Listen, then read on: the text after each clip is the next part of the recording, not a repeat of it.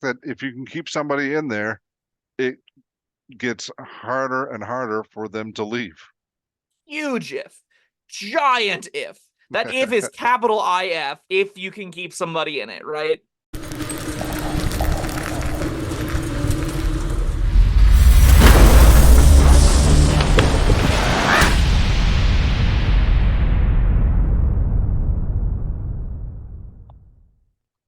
Hello, friends. Robert Bevan here, author of the Caverns Creatures series of comedy fantasy novels and short stories. With me is Sam West, and today we're breaking down our picks for the top 5 and one worst, level 4 Sorcerer Spells. This is gonna be me saying the same 2 words over and over again. Those words are twin spell. So let's see. I've been trying to do my best to take that into consideration, and I've got one. I think I've got now I got 3 that can apply. Nice. What I've found about this list, though, there are not very many. Well, no, I guess. All right, yeah, there aren't very many comparatively out of combat spells. Sorcerer kind of gets like all the big splashy combat effects and none of the wizards like cute little toolboxy stuff, which is a disservice. Give more Sorcerer their own unique toolboxy stuff. Sure, they can't make little extra planar realms, but why not let them do other things? So they just gave them like a downgraded version of the wizard spell list, which doesn't feel great, but sure. Still, great spells on here. It's true. Quick note, sorcerers get like 10 spells known total. So you get like 2 of these before you get 5th level spell slots. So you're going to want to pick them well. You don't have room for things you're not going to regularly use a lot of. So, keep that in mind whenever you're doing these things. Okay. I think all of mine still apply. Nice. All right. What's that? Want to dive in? No, you go ahead. All right. My number 5 gets an enormous asterisk. The biggest asterisk you can give a spell. And the reason that it gets an asterisk is because the spell is not a new spell. It's a reprinted spell under a different name. I chose Spirit of Death. This is like the only summon spell the sorcerers get. And they get it at 4th level. The problem is this is just summon undead that they like dressed up as the Reaper and made worse. So like if you want this, say, hey, DM, I understand Spirit of Death got printed in the Book of Many Things, and it gave it to Sorcerers. Can I take summon Shadowspawn or Undead instead? Because it does functionally the same thing, but isn't going to cost me buying the Book of Many Things for what is exactly the same text. So yeah, this spell gets the ranking if you have to use Sorcerer Onlys. This is a Sorcerer-only summon spell that is important and impactful. It is a powerful summon and spell in that the same way Summon Undead is a powerful and impactful spell, because it's almost identical. So yeah, that's why I picked Spirit of Death. I considered it a lot, but it ultimately did not make my list. Is it because it made you angry? No, not this time. Oh. Honestly, it probably deserves a higher spot on my ranking. What's that? It probably deserves a higher spot on my ranking than it currently does. Yeah, it probably deserved to be on my list too, but they're just ones that I thought, oh, I really want these. And yeah, that it is the only sorcerer summons. But yeah. Let me ask you this. Can you extend spell that? Let's read extend spell. When you cast a spell that has a duration of a minute or longer, you can spend a sorcerer point double its duration. Sure can. Yeah, save 2 hours of a Reaper of Death if you want. Only costs you 1 sorcery point. If that's going to make a difference, then yeah, that'd be amazing. Bob, you know what we should do? We should rank all the meta magics. We should have that video sometime. Commenters, let us know if you would like to watch that video. That could be fun. Okay. Otherwise, what's your number 5? Or not your number 5, one of the ones you randomly grab bags. Bob doesn't rank his. I do. No. Yeah. All right. I'll pick the one I'm least excited about. I picked Dimension Door. That barely squeaks on my list as a number 4. It's really hard to fit it on Sorcerer. Yeah, but it's a something different. It is something different. That's a really good point. If you need it, then you're glad you have it. It does have a really fun interaction with Distance Spell, because Distance Spells, when you cast a spell that has a range of 5 feet or greater, if we look at the range of Dimension Door, that thing's got a range of 500 feet. So you could double it to 1,000, which is a long distance. You can bring money over that distance too. All right, even better. All right, I'm a little more excited about it now. It's a big teleporting effect, and I do think as a sorcerer, you're going to be in the market for something that doesn't work in combat, something that is good in a variety of circumstances outside of there. And a giant teleport is good in a variety of circumstances. So. Yes, including combat. Including sometimes combat, yeah, absolutely. Yeah. It's solid. I like it a lot. All It's right. Dimension Door. It's like Misty Step. Teleportation's great in getting into places, getting out of places. It breaks into jail over 1,000 miles away. It can teleport you out of jail. You don't even need to see where you're going. You just go, I'm going there, and just hope for the best. Yeah. If it's a All thousand right. feet, it could be anything. Yeah. 1,000 feet's a long way. Mm-hmm. All right. What else do you Mine, have? yeah, my number 3 is Greater Invisibility. Normally, this wouldn't make my list, but you could twin it. And Yeah. being able to twin it makes it a lot better. It gives 2 people, one of them can be you, advantage on all of their attack rolls. Creatures will have a disadvantage on all attack rolls against those targets. And if you put it on like a melee character that's making 6 attacks a turn, and you can just sit in the back line and do whatever you'd like without having to worry about death, it's really solid. It would have made my list even without being twinned. But it, being twinnable definitely made my list. Hmm. Yeah, you can cast it on yourself if you want, but I like it a lot better on casting it on the guy that attacks 6 times around, Yeah, casting on the rogue.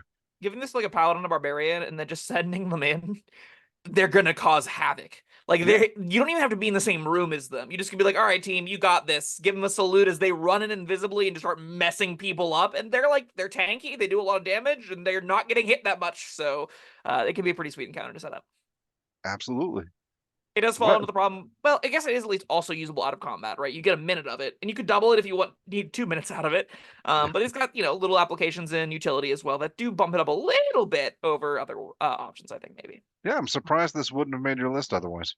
I think it has some issues. Its duration being so short is a problem, and it's also a buff spell that you put on somebody else that you as a sorcerer can't really benefit that much from. Like you don't care about making your attack rolls that much. You Well, don't really no, want to invisible yourself just to cast spells from it, so you really have to play the supportive role for this. And I think that on 1 character isn't amazing. On 2, I think it is truly fantastic. I benefit a lot from having the barbarian go up there and fight for me. But what if it's the barbarian and the monk? Yeah. All right, what else do I have? Another one I'm not super crazy about. I got Charm Monster. Did not make my list. It was a close contender. I would probably have picked it over Spirit of Death if I didn't recognize Spirit of Death's need to exist for sorcerer. I thought, Charm Monster once, great. Twinnable, greater.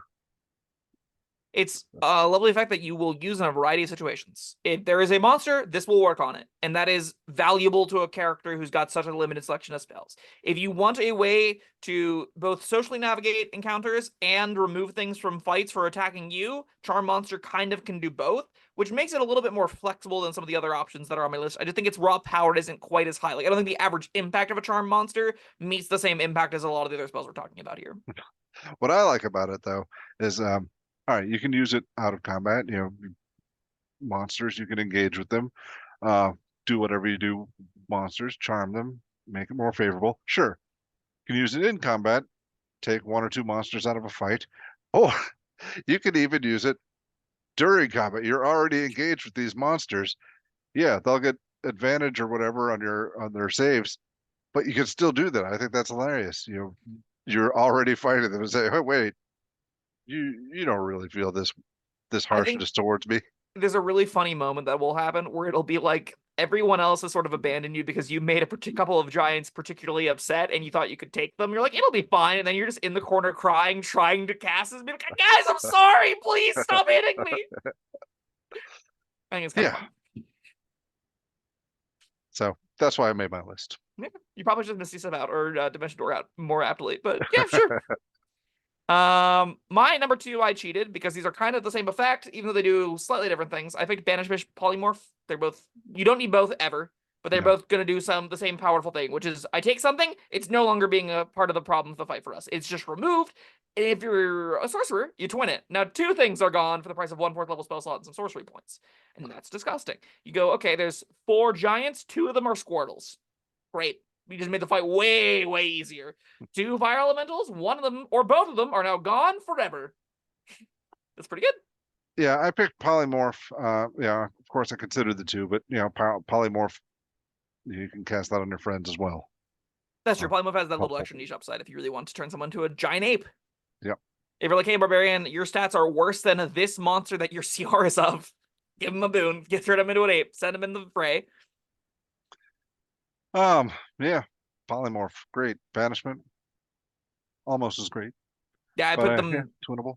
I think Banishment does have the real upside that the creature isn't there, nor it cannot exist. Whereas in Polymorph's case against smart allies, if you turn something into a squirrel, if an ally shoots it, it turns back into itself once its hit points go under, right? So there is a little bit of push and pull as to which one you want in some situations. Right. Polymorph does, again, though, have the real upside that you mentioned, like turning allies into different things. That also comes as an out-of-combat utility tool, and I do think Wizards or Sorcerers are in the market for that, so. Yeah.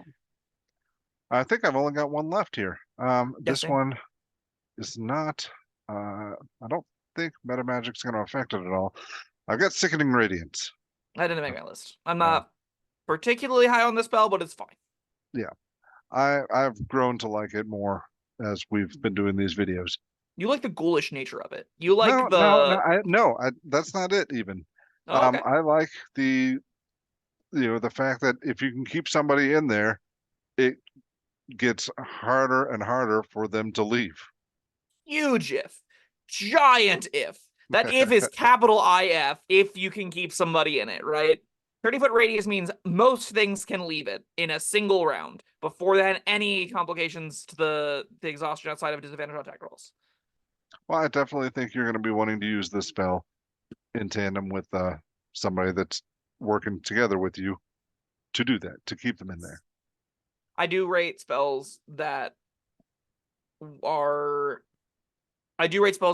cooperation from another whole resource a lot lower, right? Like this spell does have a larger barrier to use on your sheet than otherwise. Like if I have to have someone with spike growth for this to function, I'm a little bit, or plant growth, I mean, I'm a little lower on it. That being said, there is a really fun fantasy of pairing Sickening Radiance with Spike Growth because it kind of paints the picture of like this post-apocalyptic, wild, crazy, disturbed, growing plants that are feasting on like radioactivity. That's kind of fun. They can just try and tangle people up as they rot away from the horrible Sickening Radiance. That's a very fun fantasy.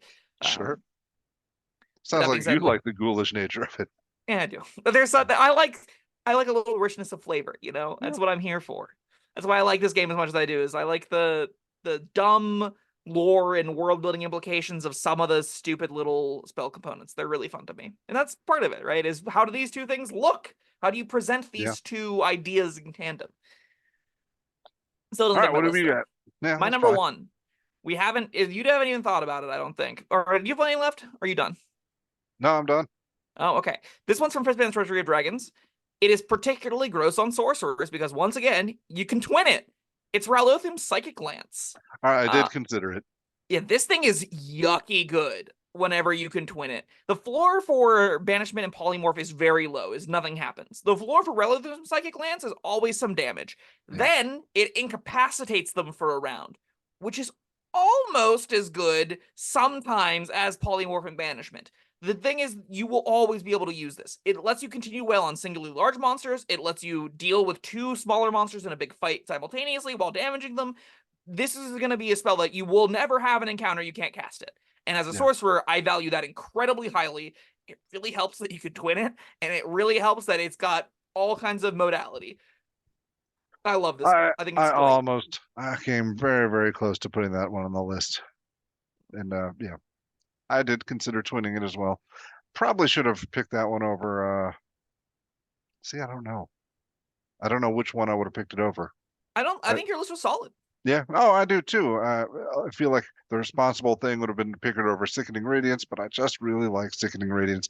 I believe, perhaps irresponsibly, that I'm going to have a friend that can help me use that effectively.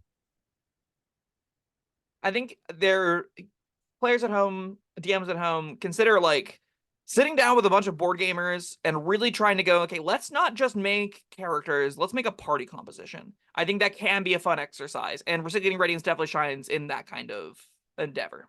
Well, I also like it just because it does something a little different than other spells. It gives levels of exhaustion. That's something you barely ever see.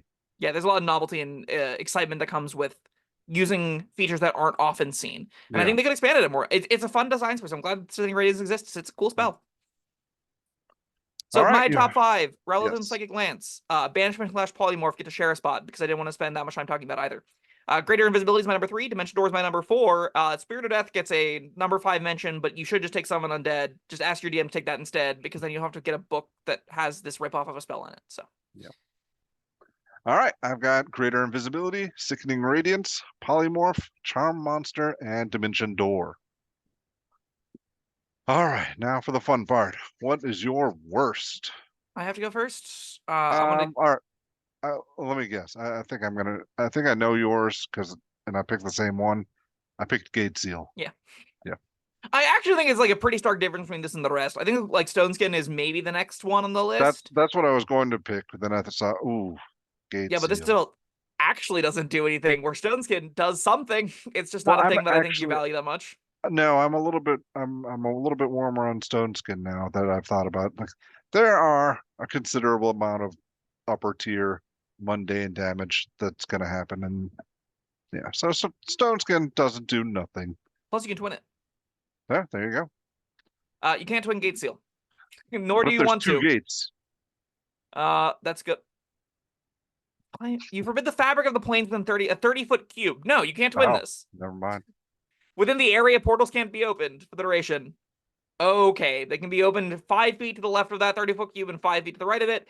You have to know where there are gates that are going to be opened within 24 hours for this to matter. This isn't a spell. This is a game mechanic for a setting. This shouldn't be attached to a spell you can learn. You This could is a way to extend pad it. out books, and it doesn't need to exist because this isn't an actual new character option that I should be excited to find in this extra planar book that's going to have extra planar magic. This is a feature of that setting that doesn't belong to exist in this, doesn't deserve to exist in this form.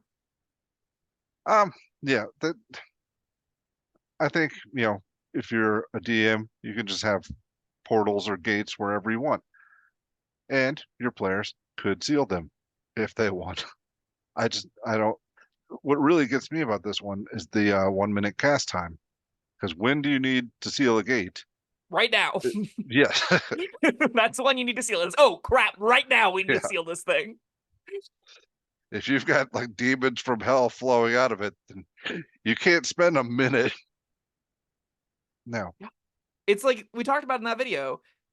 It's a cool encounter to defend someone sealing a gate. It's not a cool encounter to be the one sealing the gate. You No. know? Ah. Fun fact, this also requires broken portal keys, so if that's not how your portals work, this sure doesn't have text. So, keep that in mind. All right. Utter hot trash, don't put on your character sheet ever. Not even in Planescape. All right. That was our top 5 and one worst level 4 sorcerer spells. Let us know what you think in the comments. Do you agree? Share your own list with us. Whatever. Thank you, Sam. Thank you, everyone, for joining us. Like, subscribe. We'll see you next time. Goodbye.